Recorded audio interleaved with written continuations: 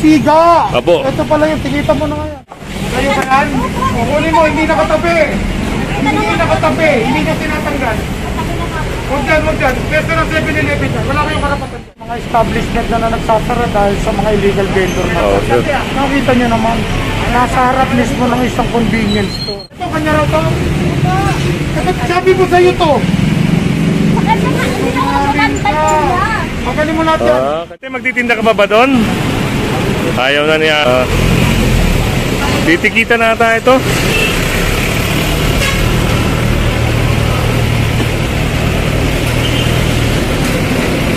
So yun nga, si Kuya matitikitan ng obstruction.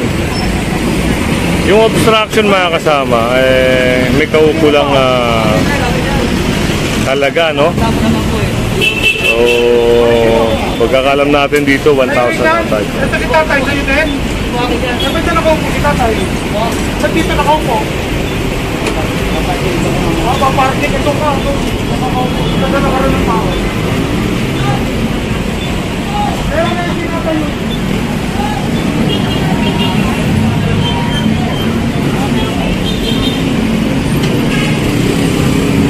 Sir, yung mga ganito sa Richard, yung mga nagtatayo ng mga tent. Definitely kailangan mag-secure sila ng permit. Clearance. Yun, tignan natin mga kasama kung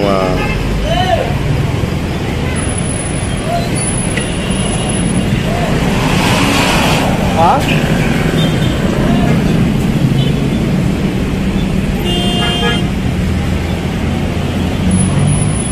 Motorcycle display in front of 7-Eleven. Hindi, nagpapahit kayo sa 7-Eleven? Hindi po. Sa barangay.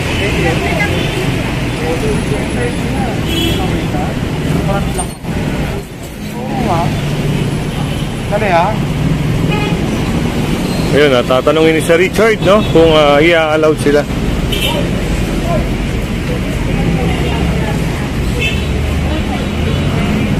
Yun.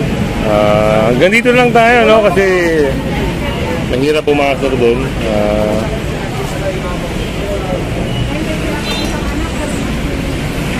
Bumalaw na kaya, ayaw nyo? Ayaw nyo bumalaw? Sa 7-Eleven, pinapayagan pa kayo dito? Ha?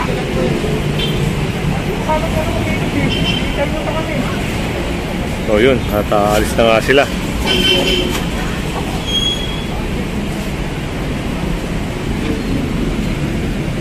Hintayin lang natin, no? Lumabas si Richard mga kasama para malaman natin kung ano yung napag-usapan.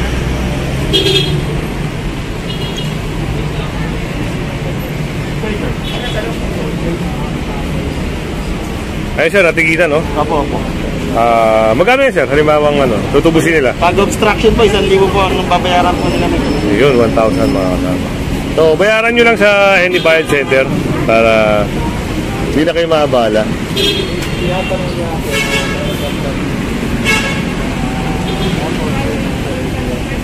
Si nanay, dating na kumpiska yung mga paninda niyan. At ayan yung tinuturo ng isang vendor na matapang daw. Tatanong natin si nanay, ha. Ate, di ba yung dati yung paninda mo yung nakumpiska? Nakuha nyo? Hindi pa. Hindi nyo na nakuha? Nakukuha naman eh. Makukuha naman. Nag-file kami ng reklamo sa toll post. Nag-file pala sila ng reklamo sa toll post. Nakuso niya yan. Ayun, mga kasama. At dito, sunod tayo kay Sir Richard.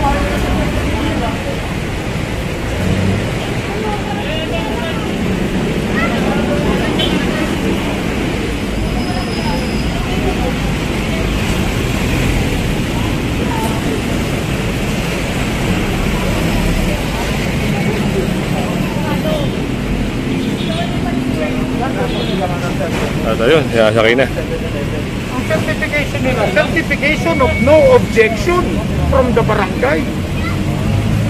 Parang it's a clear violation. Ano yun, mga kasama, ibang usapin kasi yun eh. Control area, this is pedestrian, sa ilalim ng footbridge. Bakit no objection? So, sir, ano pong barangay nakakasakop dyan? Barangay Tandang Sora.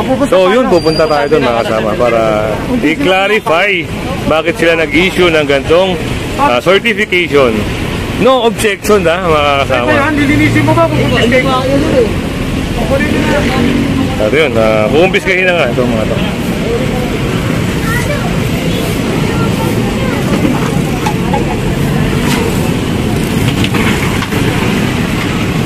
Dito na kasi sila naninirahan sa ilalim ng footbridge. Eh, siyempre, parang eyesore nga naman. At doon, lapit tayo, lapit tayo.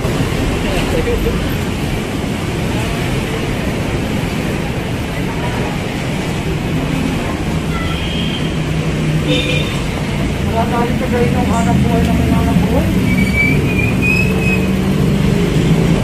Basta saan ka na eh? Dito ka lang nakatira siya. Saan? Saan ka nakatira? Oo, dito mismo. Ha? Sir, kung natatandaan nyo, siya yung may-ari nung yung nakumpiska na kariton dun sa may Mindanao Avenue, yung corner. Oo, yung siga! Apo. Ito pala yung tikita mo na ngayon. Ayun, nata. Hindi ka walang bahala ito, mag-a-percent niya. Hindi ka pwede kung saan ka nagtitin ka pwesto na may pwesto. Ayun, si nanay mga kasama Huwag yung... kayong matapang ha, huwag kayong matapang. Meron kayo nilalabag na matapang, hindi kayo pwede matapang ha. So yun, matitikitan siya. At ayun, tanong doon kung pinapayagan sila ng 7-Eleven. Ako nakakatawa.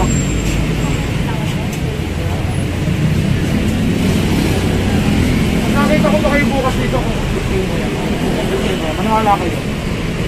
Pamimigay ko yan, ita-turnover ko doon sa MDAT lahat ng panindaling. Matitikita ko na lang kayo ngayon para hindi makakonflict yan. Ha?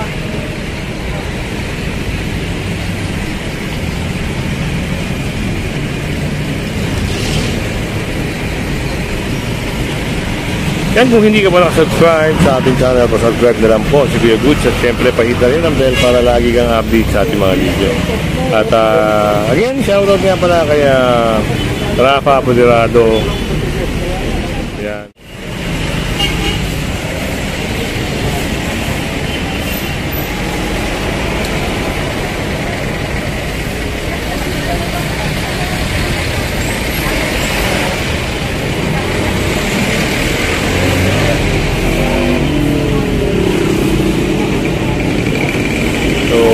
Dito tayo sa may haba ng Mindanao Avenue.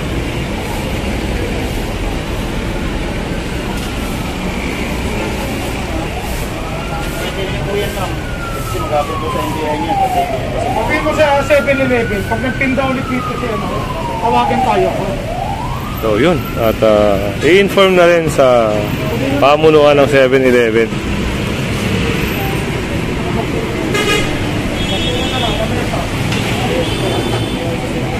Ginagawa nilang tindahan ng gulay, sigarilyo, yan, na meron tinda rin ng 7-Eleven.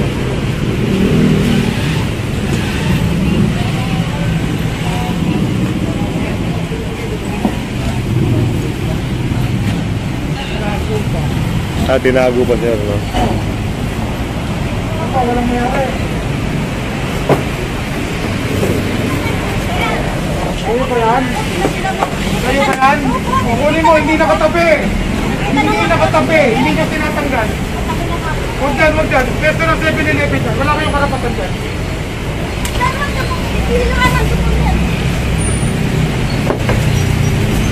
Ako, kalat na yan eh.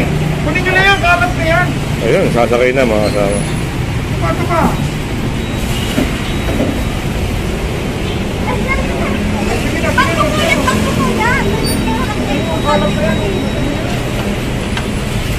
Grabe kayo. Gawa nyo ng basurahan yung 7-Eleven ah. Hindi na kayo naawa sa mga nagtitinda dito. Alisin nyo yan, hindi kami alis dito ng marumihan. Hindi kami alis dito ng mahalap po yan. Yan, imbis na taong bayan yung gumagamit nito, no, na nakikinabang nito, no. Sila na ang bumabesto rito at yun, nagkukos pa ng obstruction.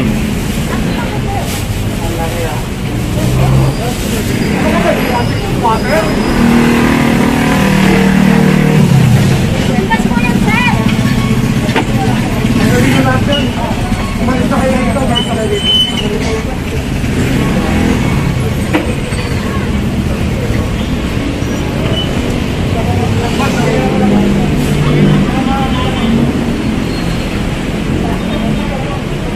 Para maganda tignan sir kung walang mga obstruction dito. Actually, nakakalungkot. Minsan may mga establishment na nagsasara dahil sa mga illegal vendor na. Oo, sir.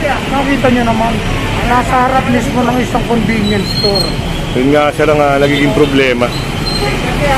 So, yun, pinapalis na po ito si ate rito dahil pag hindi sila umalis, Tanggal, hindi. ay hindi rin naalis ang MMDA dito. Ayan, kita nyo, yung ilalim ng footbridge mga kasama. Tinitirahan kasi nila, oh. At may reklamo rin dito, no, yung sa gabi, yung mga krimen na nangyayari, holdapan, yung mga snatching. Kaya, yun, kailangan alisin.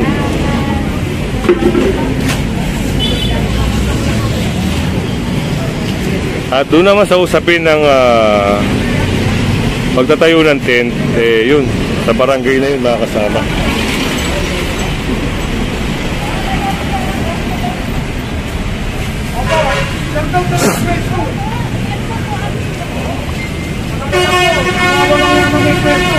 Ito, kanya raw to. Sabi ko sa'yo to. Magaling mo lahat yan. Kanina mga kasama, sabi niya doon siya nakatira. Ngayon, nagagalit na rin yung kabilang tindahan. Gawa ng, tignan nyo, oh. Alisin mo lahat, pati yung gamit mo rito. Ayan yung tindahan nila. Tanggalin nyo lahat yan, mapipilitan akong pakumpista. Ipatong mo yan dyan. Sinakop na ni ate. So, yun. Patong yan.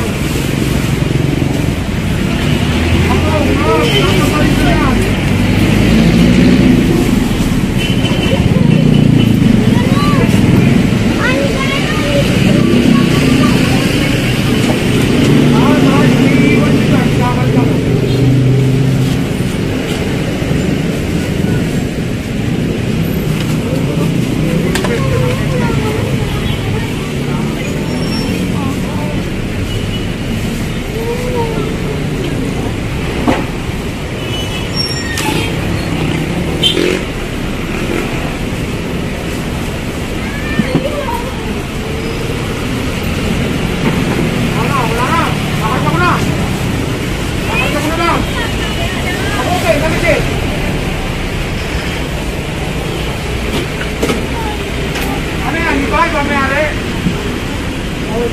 ID mo.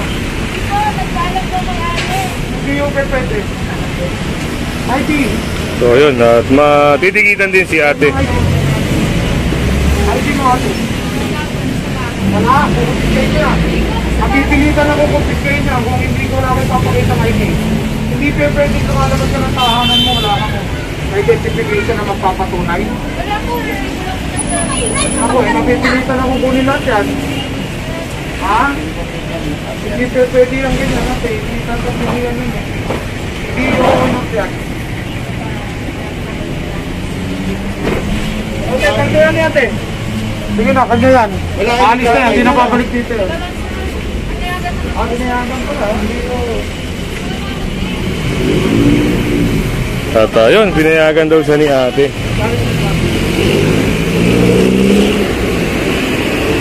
Sa inyo po ba? Hindi. Kung sa inyo po yan, hihingan ko kayo ng valid ID, violation po ng environmental. Kung hindi naman walang may papakitang ID, mabibilitan ako kami buktis kayo lahat yan. Kasi pwesto nang may pwesto na yan eh. Alam naman ako sa nangyari, sir. Bawal nga po violation ng 1724. Bawal po sila magpapwesto sa harapan nila ng illegal vendor. Ano po? Wala ko din lang ID, sir eh. Taga saan ba kayo? Alcantara, Tangansora, sir. Oo. Bakit wala kayong ID? Nag-lang, sir, ako. Sasakay lang, sir, ng tricycle. Ano? Sasakay lang po ng tricycle. O, pupunta ako ng barangay. Kung aabutin mo ako sa barangay, ha? 3290. Ikakarga ko muna lahat yan sa trapo. Pupunta ako ng barangay. Apo. Kumuha ka ng ID mo. O kung pag inabot mo ako sa barangay, walang problema kasi sige takip. Oo, ito, ayusin ko pa, ho. Okay, sir. O ngayon, pag wala ka at aalis na kami, ang turnover natin yan sa Ortiga. Apo. Doon ka na lang makikita.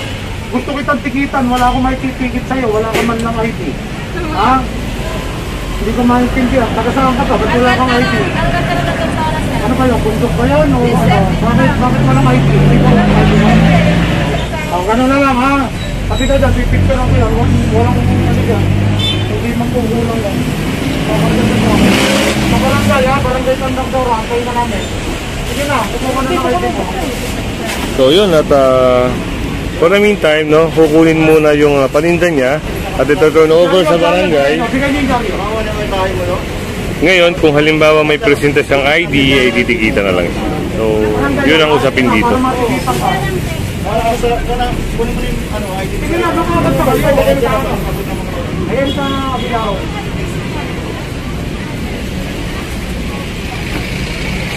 Kung may ID naman si ma'am, di May cellphone ka, Ate? May cellphone ka ba? Malugan po. parang naawa di si ma'am. Kung, Yung man lang, session. oo, kung halimbawa may ID si ma'am, pwede naman si ma'am. Sacrifice na lang si ma'am.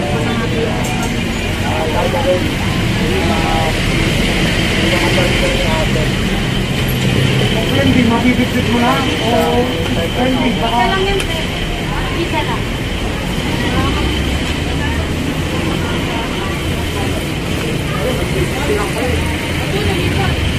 Paano?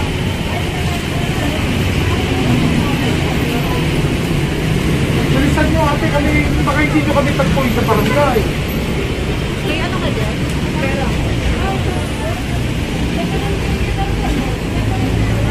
Yung face shield mo. So yun, pupunta tayo ng barangay, no, para dito sa usapin naman ng tent. Yung paglalagay nila ng tent dito sa tapat ng 7-Eleven. Now, kung hindi ka pa nakasubscribe, yan, pasubscribe na lang po si Kuya Goods. At syempre, pahit na rin ang bell para lagi kang update. Hindi nila pa-option na i-occupy nyo yung sidewalk yung pedestrian. No objection daw. Ha? Pinirmahan ng kagawad. Di ba? Parang binaypas pa yung kapitan. Di may naman sino mas mataas yan. Ngayon, i-clarify lang namin. Okay. So yun, punta tayong barangay Tandang Sora, mga kasama. At ngayon, nandito na tayo sa may barangay hall ng Tandang Sora. So yun, kasama natin siyempre si Sir, no? Yung usapin dun sa may tent, mga kasama.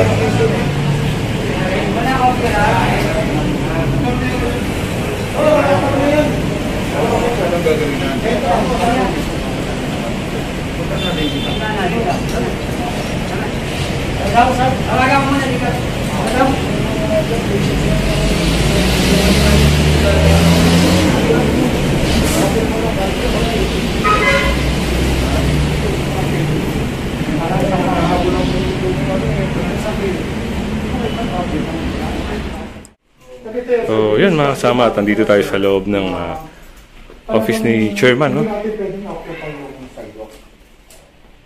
Kaya si Kagawad, ayan, at least si Kagawad ng personal magbabanggit sa inyo tungkol sa clearance niyo pinakikita. Ito naman, tungkol sa 7-Eleven kasi parang na-occupy nyo. Kaya ito pwede namin i-book. Ngayon wala naman palang clearance sa 7-Eleven. Kasi may ano yan may violation kasi ng 1724, ang city, ordinance yun. Na kunyari ako 7-Eleven, magpapalagay ako sa harapan ko, papaupakan ko, bawal. Bawal po yun. So definitely, tulad yan, wala pa palang verify din kasi na wala namang clearance sa 7-Eleven din. Kung pag-occupy ninyo, so definitely, bawal po. Magiging violation sa Fair Business Act. Ito, maubuton sa amin. Di ba? Kaya magpagawa ka na ng case ng letter na yung ano nila sa 7-Eleven, i-cancel na lang. Wala. Para medyo nasa legal tayo na. Alam mo, pwede yan. Hindi kami tutol sa negosyo ninyo. Tinatama lang namin. Meron kayo nakitang vacant space. Tapos pagdating sa may pwesto, kailangan magkanta kayo kahit na lease contract man lang. Just to prove na nagbabayad kayo sa pwesto. Hindi yung pinapepwesto nila kayo or nag-o-occupy kayo na walang pahintulot sa kanila. Medyo magiging. Ngayon, kung papayagan nila, meron kayo, yun, it's fine. Magiging kayo ng display niya, wala kami question. Gusto naman namin ng hanap buhay, tinatama lang namin yung money. Ano po?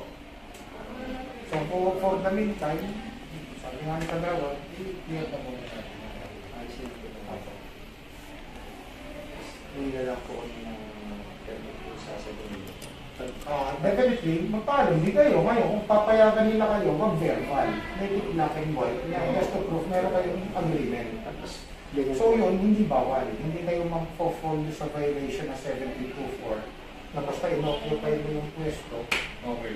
Or verbal, may usapan, sasabihin pinapayagan petition. No, hindi eh. So kailangan black and white. Kasi parang ang nangyari, punta ka dito, no? Hingi ka ng permit, sinabi mo okay sa 7-Eleven, pero walang kasulatan. Kaya syempre, yung isa, gagawa naman ng no objection, walang mag-object. Yung pala, Hindi alam. hindi alam. Hindi alam. Pero yun, mas maganda is nasabi niya sa Richard, kung mag-uusap ko yung 7-Eleven, may black and white kayo, pumapayag din sila. Hindi ka yun. Hindi ka saka kayo mag-proceed ng barangay. Kaya ng barangay, they can give you at least the barangay clearance. For you to secure naman kung kailangan ng permit from the hoppers or from the city. Dapat pa rin kayo ng hoppers. Yun ang proseso. Sa EDDAD yun. Oo, kung mga temporary nila lang kayo, ayun. For the meantime, pull out mo.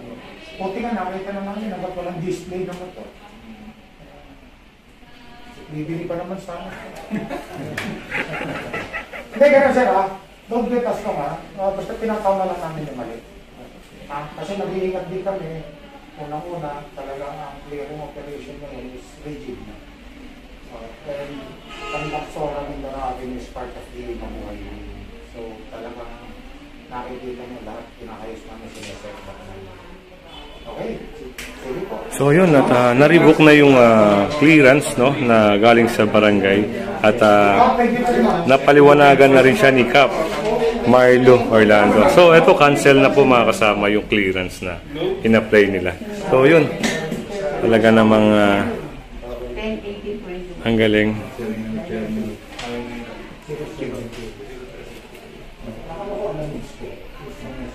Ayan, at shoutout pala sa mga taga-barangay Balara, sa kay Kapitan Marlo Olanday, kay Kagawad. Guys, Sir Richard. Galing din si ate dito sa may barangay, no? At yun nga, yung napag-usapan na secure niya yung ID, ayun, meron na. Titikita na lang siya at ibabalik na yung paninda niya. So, ang tanong doon, ate, magtitinda ka ba doon? Ayaw na ni ate, mga kasama. Nadala na siya. Ayun. Dahil, pag nadaanan ka uli ron, nako, baka makumpis ka uli ang paninda mo. So yun, ibibigay na, no? Sinabihan na rin siya ni Sir Richard na wag na siya magtinda, no? Yan, again, no? Kung hindi ka pa nakasubscribe, pasubscribe na lang po si Kuya Goods at siyempre pakit na rin ng bell para lagi kang update sa ating mga video. Yan, magandang umaga po at mabuhay kayo lahat. Yung lahat ng paninda ni ate, ito. Ayaw ka